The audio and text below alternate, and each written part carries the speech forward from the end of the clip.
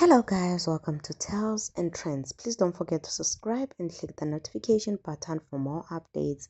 So guys, Gogo's Continue went to social media to write this on his Facebook page and revealed that Mondli did this to her.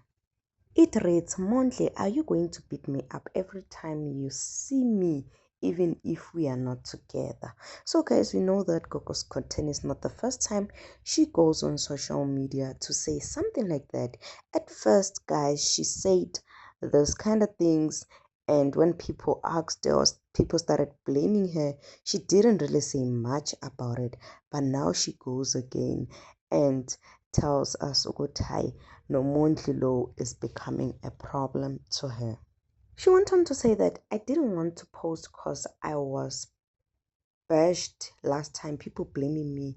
Then I had to pretend as if you ayikho lento, but manje I can see uzongibulala. She went on saying that I know I had my flaws, I left my marriage and our marital home, so manje ungishayelani. So guys, Gogo's Koteni went on to post in this picture saying this you did Monday, I didn't attend my gig after. She went on to saying that it looks like nothing kodwa ngakuyenzeni. Did I turn you into a monster? Is it me? Yeah, Mondli.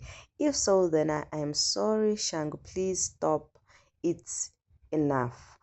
And then she went on saying there are videos I can't post them because I am naked lapo ungishaya.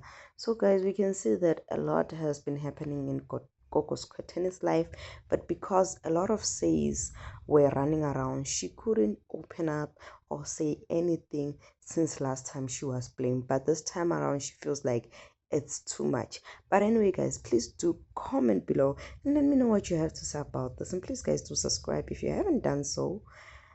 Thank you.